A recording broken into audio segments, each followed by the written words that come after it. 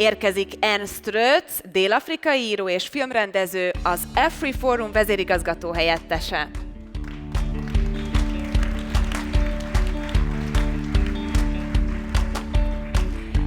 És végül, de nem utolsó sorban, Koskovics Zoltán, az Alapjogokért Központ geopolitikai elemzője, a beszélgetés moderátora.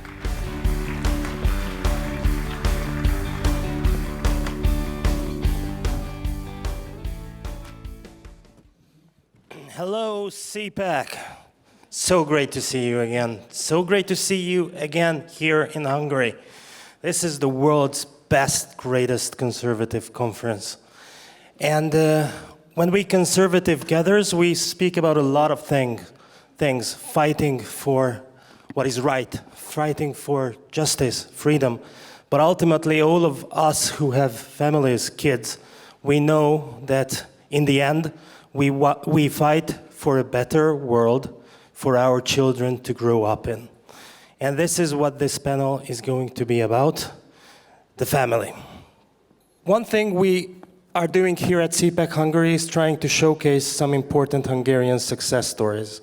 Our family policies have been adapted in many countries. I would like to ask you, Ágnes, how would you describe the core principles that underlie Hungary's family policies? Thank you very much, and I would like to welcome everything, and thanks for the possibility to be on stage and a little bit give some highlights on Hungarian family policy that started 13 years ago. And basically it has two main fundamental elements. One, that we called the family policy turnaround. This is the change of mindset. We would like to emphasize to the nation that family is the basic, and everything grows from the families. So we have to strengthen the families. And the second element of the family policy, of course, the measures. During these 13 years, we introduced more than 30 measures helping the families in the whole life path, starting from babies, youngsters, young parents, elder people. So these more than 30 elements of the Hungarian family policy measures cover the whole life path, and three main pillars it has. One is that we would like every desired child to be born. This is the most important. Second one, we would like to give financial stability to the families. And the third one, we would like to give freedom of choice to the families to enable them to be at home with the kids if they would like to, or they can go back to the labor force if they would like to. I think, in very brief, this is the magic. Thank you, that's excellent. Ernst, it's not always that we welcome a prominent leader of civil society from Africa. And I would like to ask you to talk about the state of the family in South Africa, because I've heard that among several problems, unfortunately, the disintegration of the traditional family also arises. Yes, thank you very much, and thank you for welcoming us in your city, and thank you also for giving the Afrikaner community, or the Boers, as we are also known, representation at this platform. South Africa, as you would know, was the focus of the world's attention in the 80s and the early 90s. And then the story is that we have achieved this miracle in the transition that have happened after the Berlin Wall, the fall of the Berlin Wall, and ever since, it seems the world has stopped paying attention to South Africa. And an interesting thing is that where the fall of the Berlin Wall, and I'll bring this to families now, but where the fall of the Berlin Wall signaled a communism being discredited in much of the world, in South Africa, it signaled the advent of communism or socialism. And so South Africa is very relevant, and we believe that the world will be focusing on South Africa more in the years to follow for two reasons. The one is the failing or the failure of South Africa, which is measurable on every conceivable measure.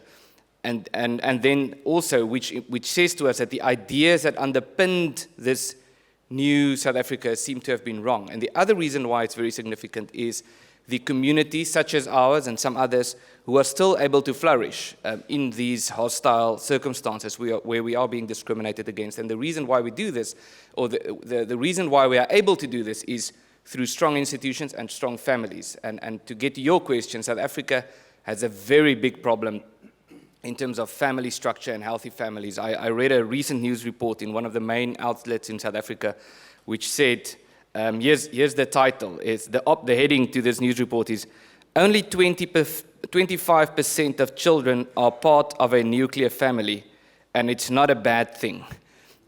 So South Africa has, but the thing is, South Africa is diverse. We have many different communities. Some communities, such as ours, have very strong family structures, and we believe this is the reason why we are successful. And some communities are completely deteriorated in family structures, and there's a direct correlation between the prospect of the community in terms of its cultural richness and success and the health of their family structures. Thank you. We started in Europe, moved on to Africa. Now let's travel to Asia. Jcu, or Mr. Cpac, Japan. The Japanese traditional family has an almost legendary status, including in European or Western culture. Books have been written about this. What is the current state of the family, the traditional family in Japan? はい、日本はいわゆる第二次世界大戦の前までは本当に結構田舎を中心に大家族ですね、いわゆる夫婦と子供という世帯だけでなくって、おじいちゃんおばあちゃんと一緒に住んで子育てをそのおじいちゃんおばあちゃんが手伝うというスタイルで子供をどんどん増やしていくというのが非常に伝統的な家族のスタイルだったんですが、特に戦後経済の復興とともにご主人にあたる人たちがですね、結構会社員サラリーマンのスタイルでいろんなところで仕事をどんどん転々としながら転勤していくために、家族の構成というのもおのずといわゆる夫婦とそれから子供だけというスタイルで行ったり、さらにはお母さんを残して旦那さんだけが単身赴任で出かけるというようなスタイルにどんどんなっていったために、家族の数というものがおのずと減りました。したがっておじいちゃんおばあちゃん一緒に子育てをしていたような世帯であれば5人6人と子どもたちはいたんですけれども、本当に今では多くて2人、出生率が日本ではだいたい世帯あたり 1.9 人2人を切っちゃってるんですけれども、そのように少子化にもつながるような加速的に良くない方向に進んでいるというのが日本の現状です。Thank you. The following questions I would like to ask to all of you and let you discuss the matter as raised. I think I am well old enough to remember a time when protecting kids and supporting families was not a left versus right issue. Socialists, conservatives, liberals agreed at least in one thing, that family is an entirely valuable human institution that produces or gives the best chance for children to grow up into healthy, happy, prosperous adults. What went wrong? Why do we suddenly have to fight these fights with the left? Well, thank you. If I can start, I think I would say part of the problem, if the question is what went wrong, I would say the answer is a very long answer, and there are many things that went wrong. But I think one of the most important aspects thereof is the world has become too consumed by ideology. And I don't think, and it's also, I think, a lesson for the conservative movement and something that we ought to take to heart, that our struggle, to use that term currently, should not be one of choosing which ideology is best. Because at its core, an ideology is a theory that seeks to tell us how the world ought to be constructed. And so our choice should rather be one between ideology on the one hand and a recognition of reality and human nature on the other hand. And as we know, families are, if we talk about human nature and nature, then families is the very core of human nature, that as Aristotle has said, and all these ancient Greeks and these ancient philosophers, and many through the ages have said, that we are by definition family creatures. We are given our identity by our families, but we have, especially since the Enlightenment, and a lot of good things came out of the Enlightenment, but since the Enlightenment, the world has become consumed by pursuit of different ideologies. And an ideology such as individualism taken to the extreme has led to a situation where we regard ourselves primarily as individuals that can easily be detached from our communities and our families, as if our identity and who we are is not shaped by our families and our communities in a way that cannot be disconnected. But we seem to believe, in terms of these modern ideologies, that we can simply disconnect the individual from his community and his family. And that, taken to the extreme, I would say, is one of the big reasons why there's such an assault on families today. Agnes? Yes, thank you. I would like to add, because I agree what you've been saying. I think in this big globalization world, the fundamentals, such as family, just changed. Our core values are changing, and not every time in a good way. And this is the case in terms of the families as well. Family as a value changed. And what we have to do now, what we are doing here in Hungary, is to support the families, to put them into the middle, to say what was just said, that a family is a man and a woman, and because this is biologic. And we have to get back, in a very simple way, family again back to fashion. Because if we support families, if we put them into the middle, and if we say that this is the way if you have family, then it will be a fashion again, and then it's problem solved.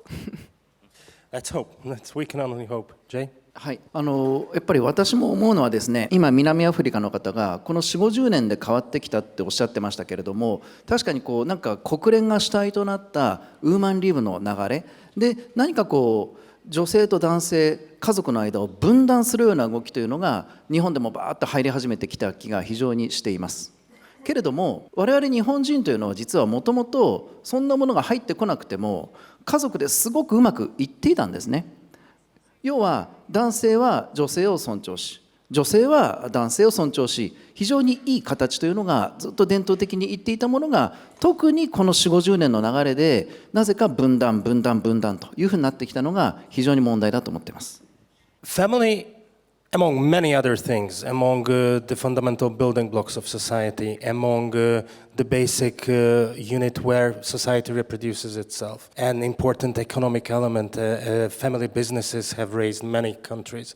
Among all those things, it's also an expression of the human will to live, the human struggle against everything that is dark. What kind of an ideological transformation do you need, or do we need, to awaken the inner life instinct of our societies? And would that help us stop declining the West as it is?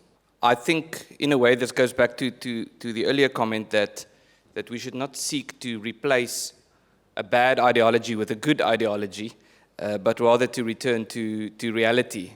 And yes, we all have ideological predispositions and so forth, but I also think in terms of how we think about families, we, as an international conservative movement, of course, we're not homogeneous. We have different views, and which is a good thing, and different cultures, and that diversity should be cherished. And that's actually what it could mean to say we have strength in diversity, is to recognize diversity of cultural preferences and so forth.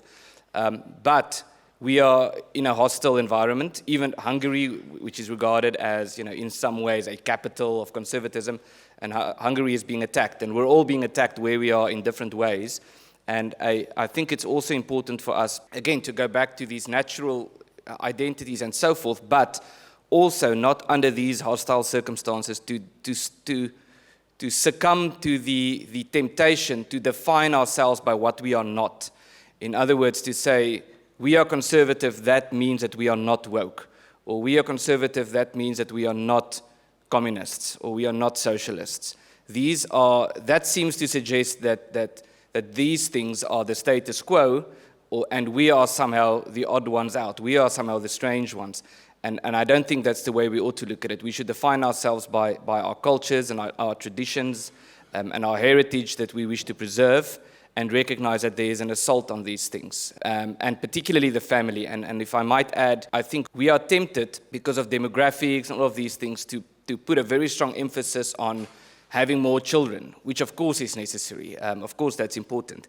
But if we think of families primarily or exclusively in terms of having more children, then we lose the more important aspect of what the role of the family ought to be. And I'd like to quote just one sentence from Dani Goosen, who's a very well-known and a leading Afrikaans philosopher, who said that families which seek only to guarantee material survival for a people can no longer be considered families in the proper sense of the word. Our families make up who we are. A family is not an instrument to have more children so that we can win the demographics game. Of course, the demographics game is very important. We know that in South Africa especially.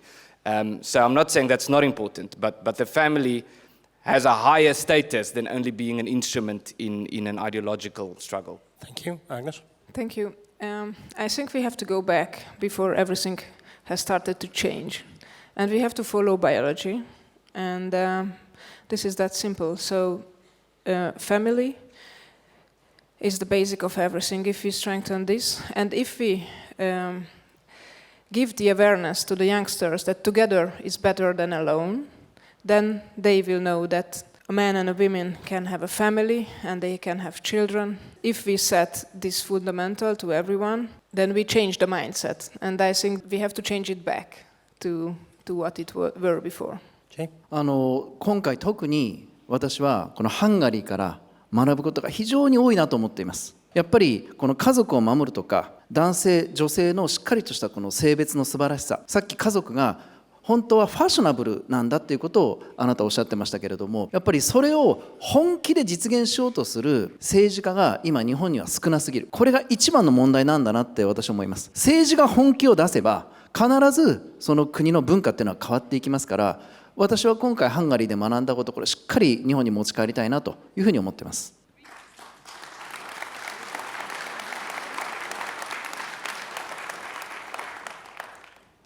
Thank you. We could talk about this for another 20 minutes and another two conferences, I suppose, but our time is slowly ending. Never got to half of the questions that I wanted to ask. Nevertheless, in this final 2 minutes, I would like each of you to express your deepest, most important message that you would like to convey to Cpac and through Cpac to the world of conservatives that is out there. Ernst? Thank you. That's a good question. I think that the most important lesson we have learned as Afrikaners or Boers in South Africa under current circumstances is the importance of building institutions that are, as we say, state-proof. In other words, that if the government turns against you, that they don't take your institutions with it. So that your institutions are community institutions, they are managed by the community and driven and managed within the context of the institution, and that they can protect the community from the government if needs be. Agnes? Thank you. I think every government have to decide how they would like to solve the demographic winter problem. We here in Hungary 13 years ago chose the way that we support families and put them into the center. They are the core value, they are the fundamental, and we support them as much as we can. This is how we would like to solve this problem, and I think the decision have to be made by every government. Thank you. はい、昨日のディナーでね、ノバーク大統領がおっしゃったことに僕すごく実は感銘を覚えていて、少子化対策を実現するためにとにかく4人子供を産んだらもう一生涯その奥さん減税だって言うんですね。日本の場合はその子育ての前の結婚するカップルが少ないので、私はここにノバーク大統領が言うような減税対策を持ち込んでいってカップルをどんどん増やしていくことで結婚の素晴らしさから子育てにというような流れを日本で作っていきたいなと、このCpacハンガリーで学びました。本当にありがとうございました。Thank you very much, the esteemed panelists. Thank you, Cpac. It was great. Thank you.